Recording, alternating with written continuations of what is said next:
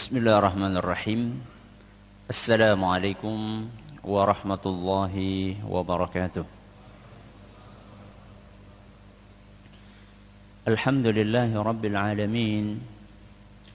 Wa bihi nasta'inu ala umuri dunya waddin.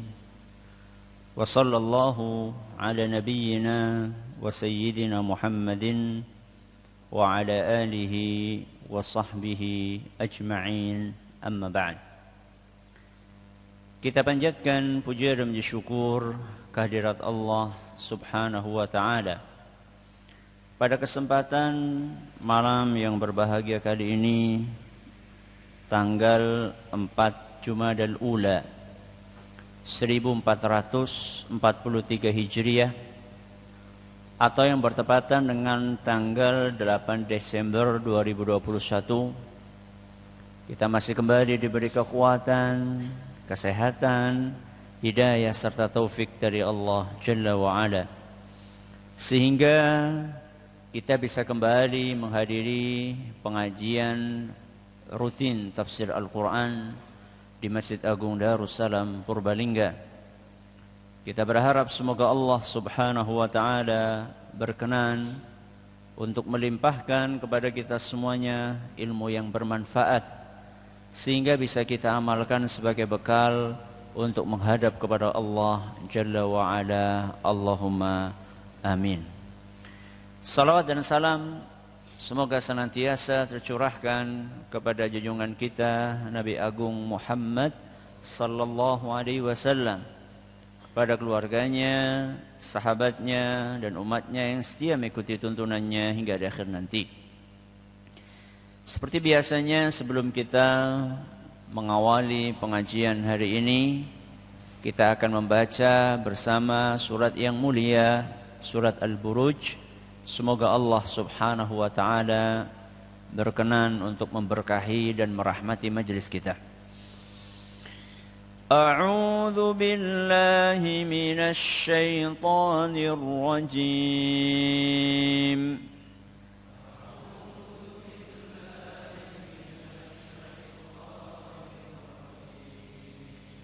Bismillahirrahmanirrahim.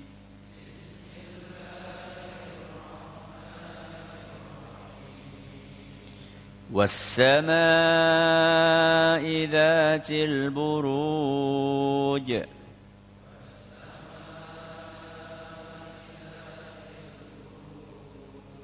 Wal yawmil maw'ud. وشاهد ومشهود.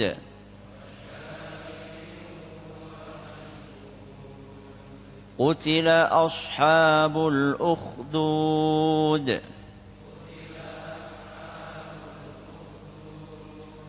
النار ذات الوقود.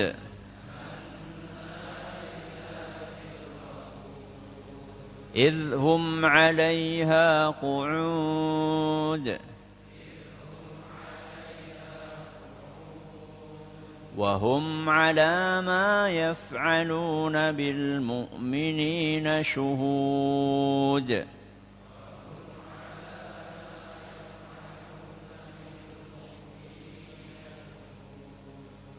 وما نقموا منهم إلا أن يؤمنوا بالله العزيز الحميد.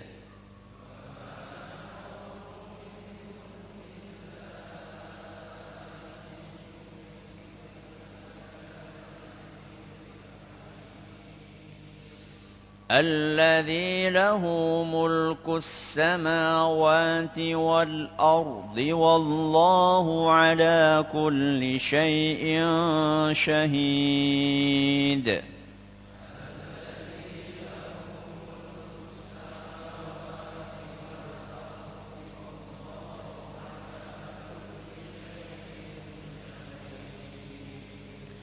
إن الذين فتنوا المؤمنين والمؤمنات ثم لم يتوبوا فلهم عذاب جهنم ولهم عذاب الحريق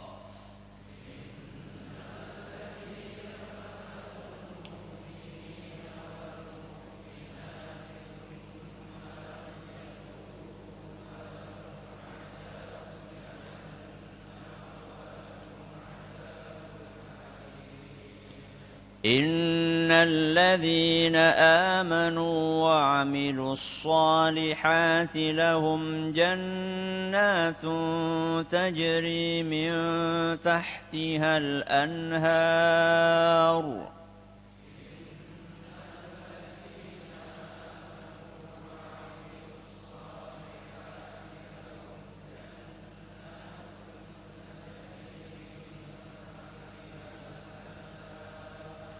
ذلك الفوز الكبير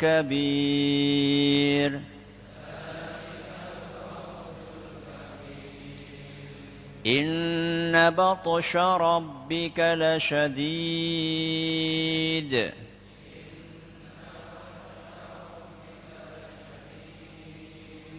إنه هو يبدئ ويعيد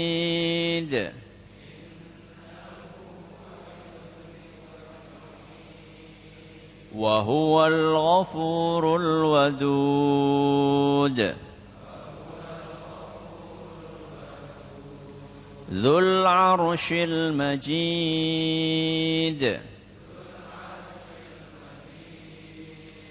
فعال لما يريد هل أتاك حديث الجنود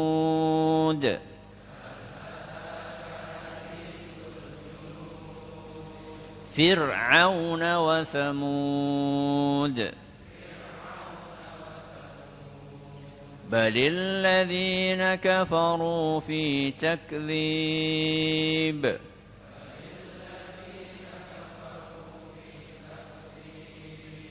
والله من ورائهم محيط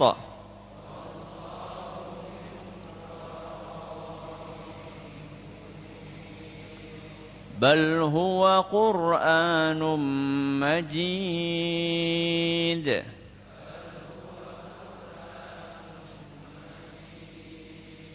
في لوح محفوظ.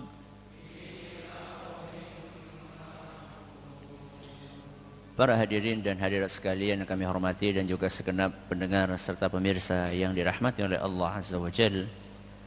Ayat yang terakhir kita bahas pada pertemuan yang lalu adalah ayat yang keberapa? Ayat yang ketiga. Sehingga hari ini kita akan membahas ayat yang keempat, tapi bukan hanya ayat yang keempat saja. Hari ini kita akan langsung membahas ayat yang keempat, kelima, keenam, dan ketujuh. Berapa ayat? 4, 5, 6, 7. Berapa ayat? 4 ayat. Kenapa kita bahas sekaligus 4 ayat ini? Karena ini adalah terkait dengan sebuah kisah. 4 ayat ini terkait dengan sebuah kisah yang menurut sebagian ulama, sebagaimana disebutkan dalam Ma'anil Quran karya Al-Akhfash dan juga dalam tafsir As-Sam'ani serta tafsir Al-Bahr Al-Muhit karya Imam Abu Hayyan Al-Andalusi, bahwa kisah inilah isi dari sumpah yang Allah sampaikan di 3 ayat sebelumnya. Jadi was-sama'i dzatil buruj itu adalah sumpah. Terus apa lagi? Wal yaumil mau'ud. Ini juga sumpah. Yang kemarin apa?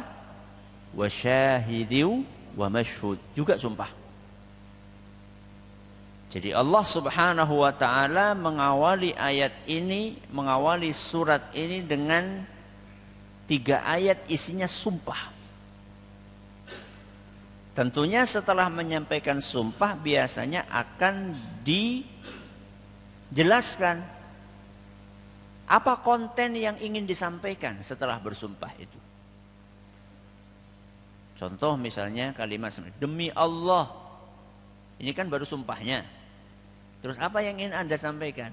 Demi Allah, saya akan berjuang untuk agama ini. Isi sumpahnya mana? Saya akan berjuang untuk agama ini. Isinya. Nah, Allah Subhanahu wa taala dalam ayat pertama, kedua dan ketiga bersumpah. Terus isi sumpahnya mana?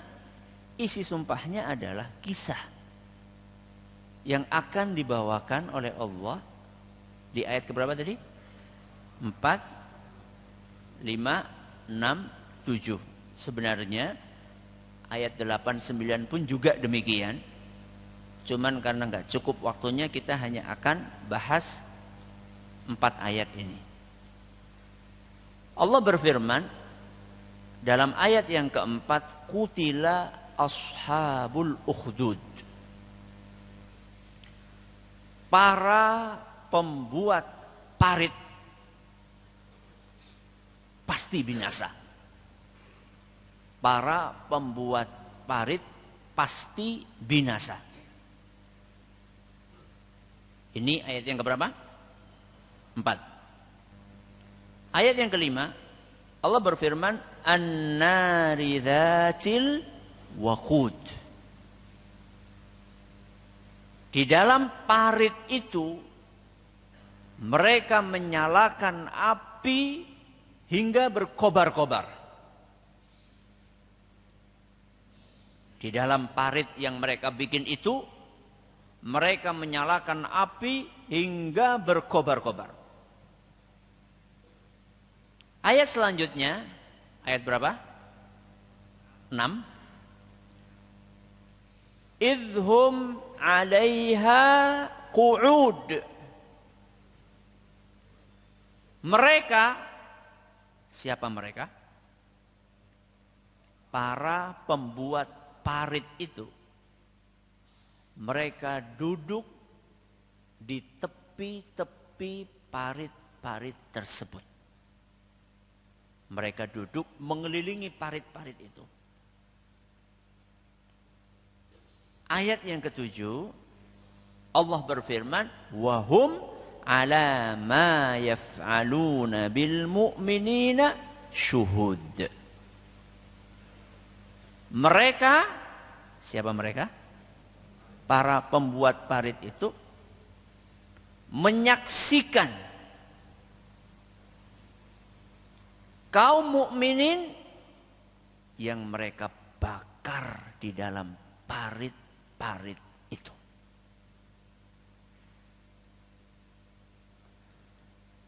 Inilah kisah yang dikenal dengan kisah Ashabul Ukhdud. Ada beberapa kisah dan banyak kisah dalam Al-Quran. Ada Ashabul Kahfi. Kahfi itu gua. Ada Ashabul Ukhdud. Ashabul Ukhdud adalah para pembuat parit. Siapa mereka? Kejadian ini di mana? Allah Subhanahu wa taala di dalam ayat yang barusan kita dengar tadi tidak menyebutkan siapa orangnya, namanya siapa. Juga tidak menyebutkan itu terjadi di mana.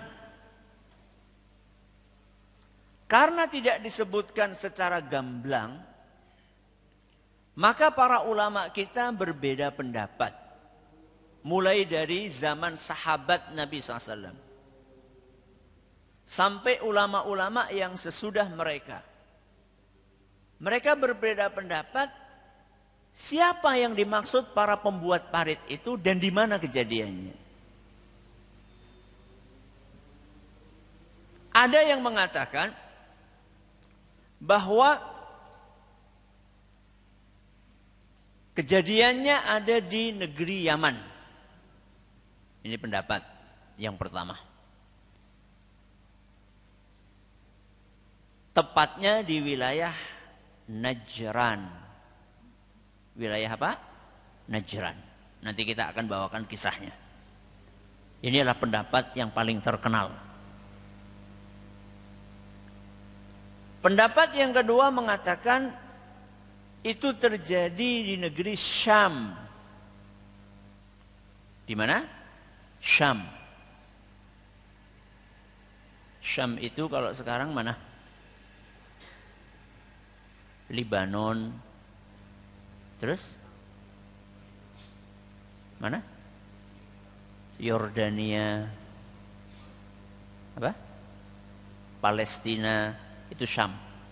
Ya, jadi Syam itu wilayah yang cukup luas yang saat ini terpecah-pecah menjadi negara-negara. Ini pendapat yang keberapa? 2. Pendapat yang ketiga mengatakan itu terjadi di Persia.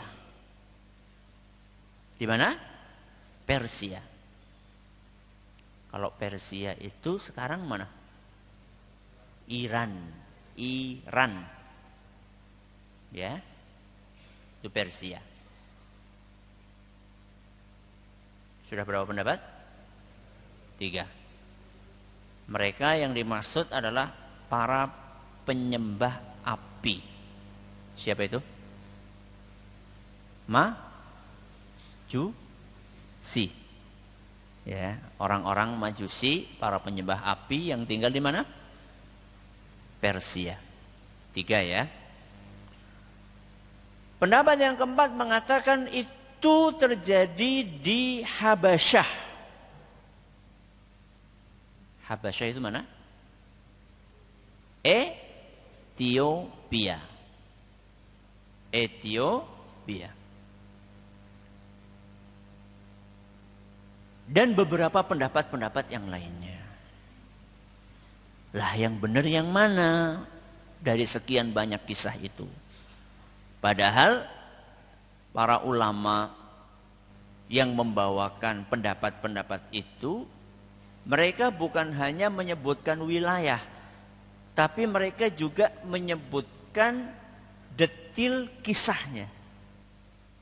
Kalau di Yaman, raja yang nyuruh bikin parit namanya A. Kalau di mana tadi? Syam yang bikin B. Sebut. Dan kisahnya detil mereka sebutkan. Berarti kalau kita baca kisah-kisah itu, kemungkinan besar penyiksaan dengan parit yang diisi api itu bukan terjadi sekali. Terjadi berulang-ulang kali di wilayah yang berbeda-beda. Pernah terjadi di mana tadi? Di Yaman, pernah terjadi di Syam, pernah terjadi di Persia, pernah terjadi di Ethiopia. Sehingga sebagian ulama antara lain Syekh At-Tayyar, beliau mengatakan bahwa ayat ini mencakup seluruh kejadian tersebut. Mencakup seluruh kejadian tersebut. Kejadian-kejadian yang dibawakan oleh para ulama kita mulai dari zaman sahabat Ali bin Abi Thalib, Ibnu Abbas radhiyallahu anhum ajma'in, dan juga ulama-ulama sudahnya Muqatil, Al-Kalbi, Ibnu Katsir, Dan ulama-ulama yang lainnya, kisah-kisah yang mereka bawakan itu Ibnu Ishaq, itu bisa dimasukkan semua dalam tafsir dari ayat Al-Buruj, surat Al-Buruj ayat berapa tadi? 4, 5, 6, 7. Baik. Sehingga antara kisah-kisah itu tidak bertolak belakang. Tidak kontradiktif. Karena semua bisa dimasukkan dalam penafsiran tentang kisah Ashabul Ukhdud. Kita bawakan secukupnya waktu. Kita mulai dari kisah yang pertama yang terjadi di mana? Yaman. Kisah para pembuat parit di Yaman ini disebutkan dalam Sahih Muslim. Disebutkan dalam Sahih Muslim. Dan ini yang akan saya bawakan malam hari ini.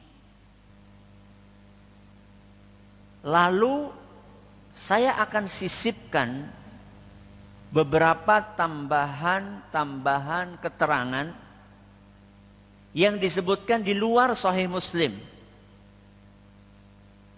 sebagai penjelas, sehingga kita bisa membayangkan dengan lebih detail tentang kisah itu.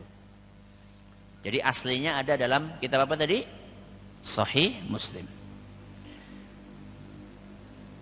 Sahabat yang meriwayatkan kisah ini adalah Suhaib. Suhaib. Dari mana beliau? Suhaib Ar-Rumi.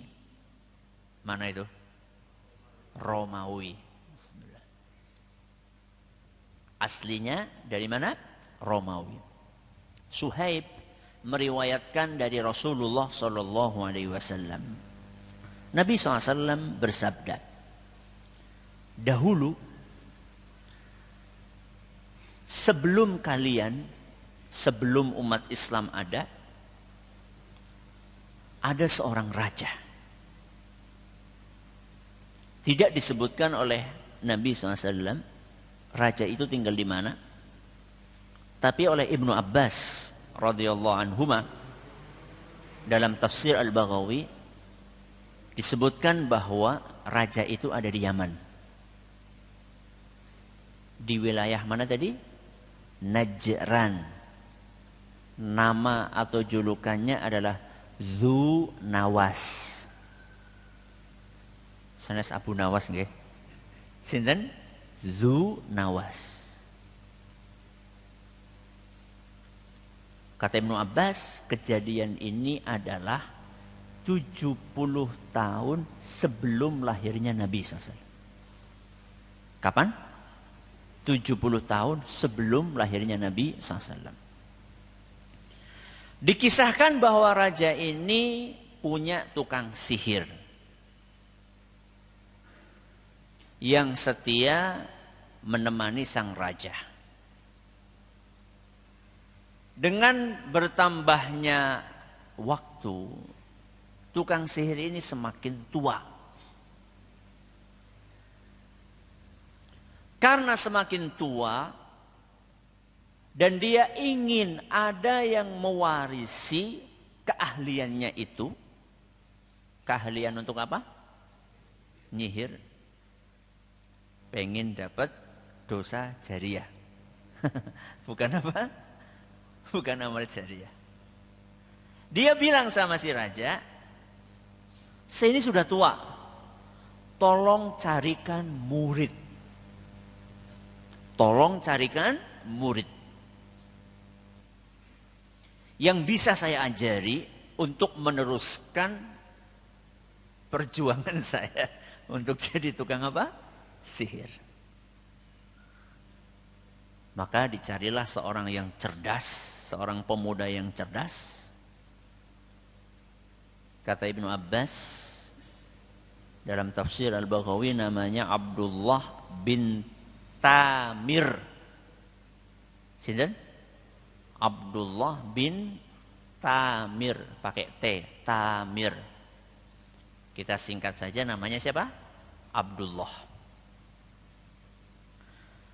Abdullah ini setiap berangkat dari rumah ke istana, di tengah perjalanan beliau melihat ada seorang rahib.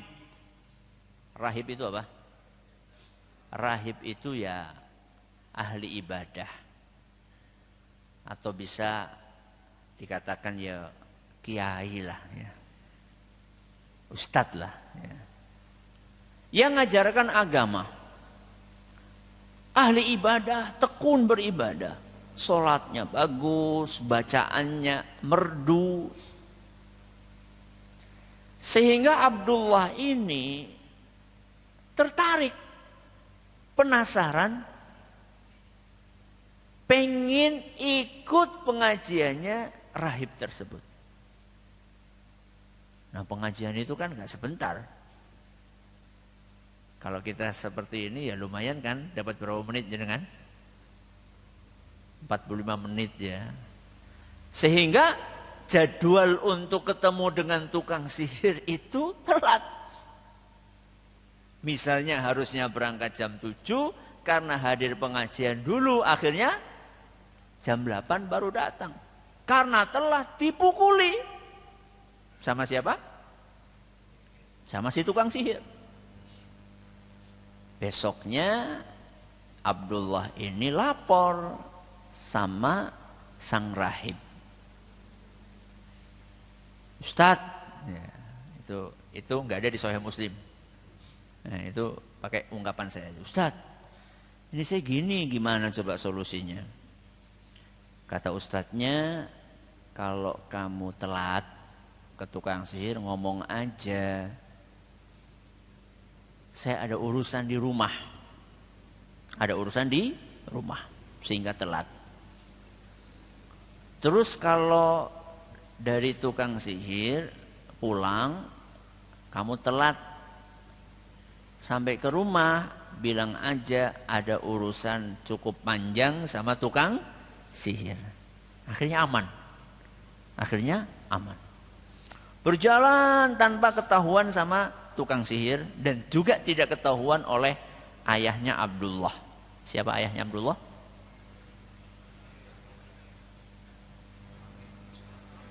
Saya kok bingung.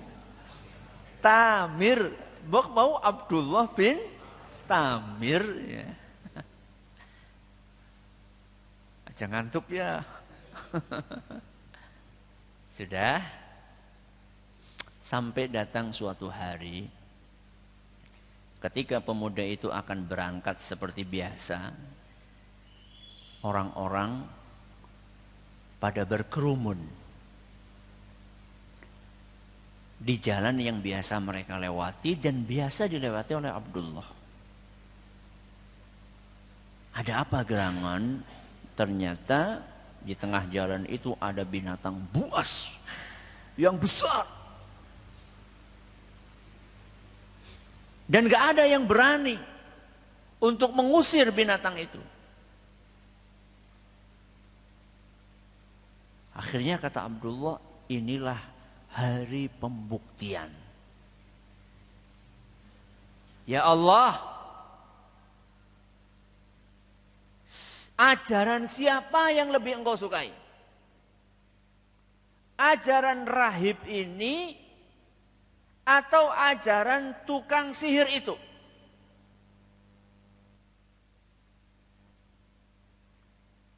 Saya akan ambil batu, saya ucapkan bismillah.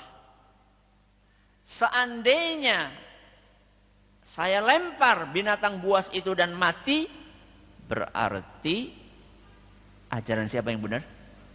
Ajaran sang rahib.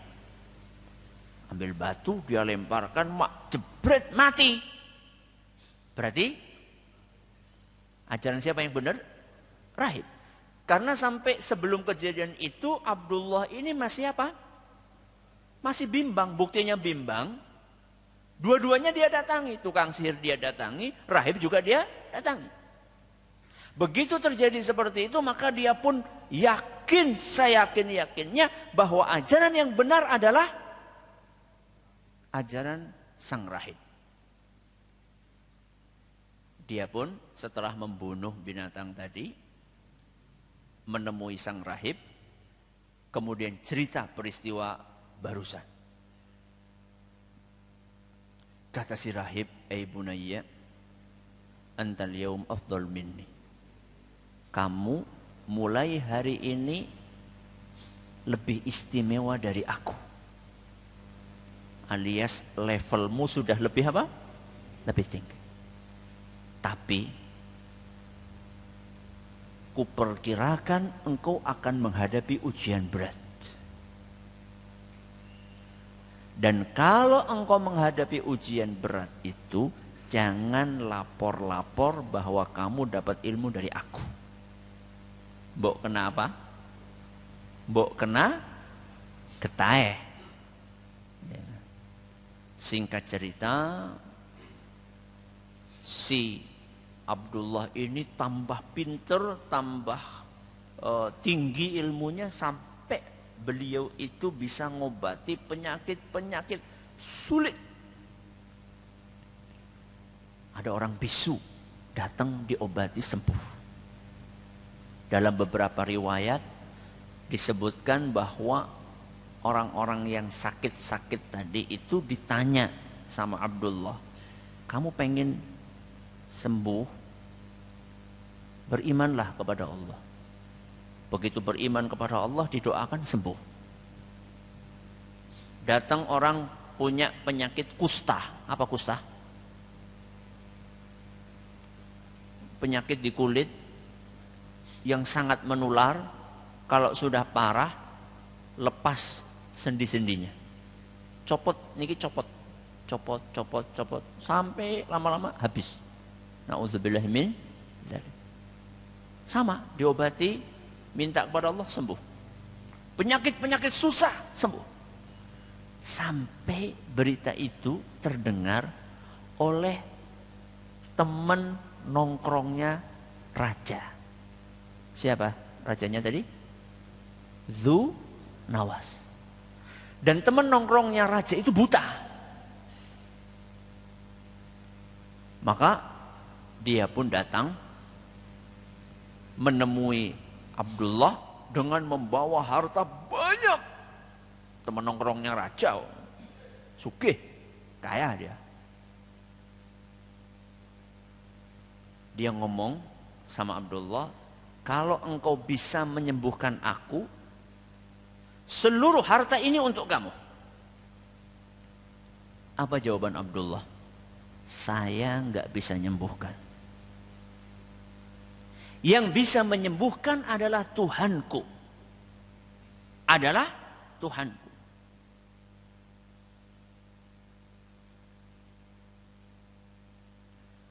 Seandainya engkau mau beriman dengan Tuhanku, aku akan berdoa kepada Allah agar Allah mengembalikan penglihatanmu. Ternyata mau enggak? Mau dia.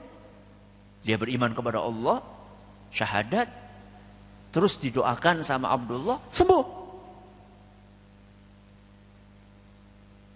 Keesokan harinya dia nongkrong sama siapa? Sama raja. Si raja kan, loh, biasanya nganggo apa? Teken, kok ujuk-ujuk datang sehat walafiat, bisa ngelihat. Terus dia tanya, siapa yang menyembuhkan kamu? Yang menyembuhkan kamu, yang menyembuhkan aku adalah Tuhanku. Loh, kok ada Tuhan selain aku?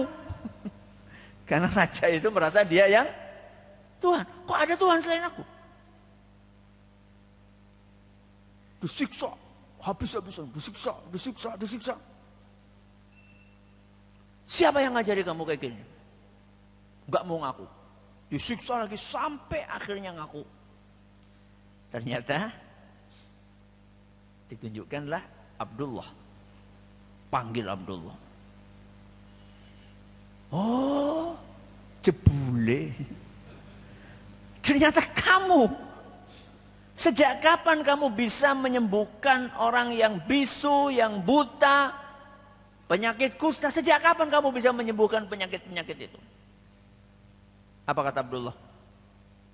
Bukan aku yang menyembuhkan. Masya Allah. Yang menyembuhkan adalah Tuhanku dan Tuhan.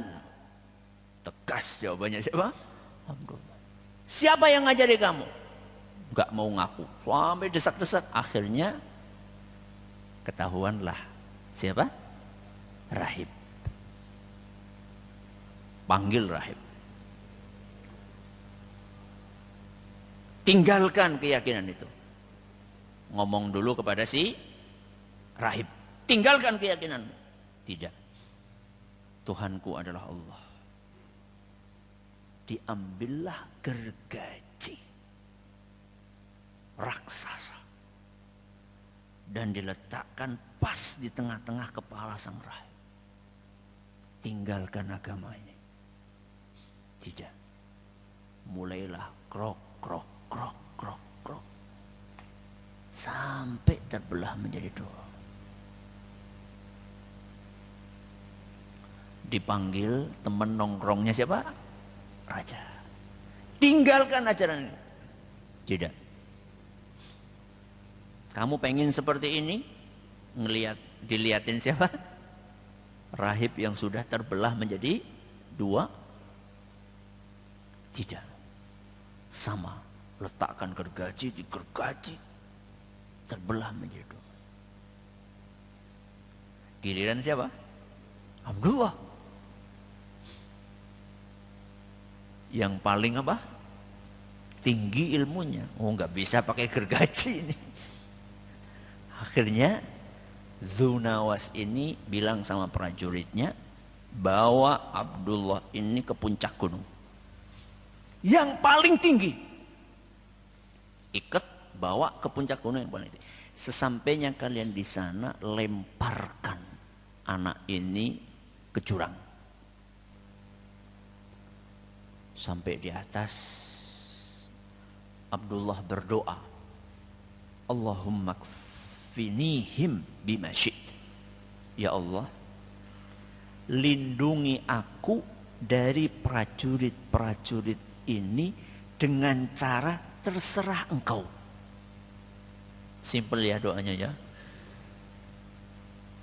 Jadi gak perlu panjang-panjang. Tabrak motor, ketulindes, tiba mengjurang, enggak gitu. Pokoknya anak itu cuma berdoa, ya Allah lindungi aku dari orang-orang ini dengan cara terserah engkau.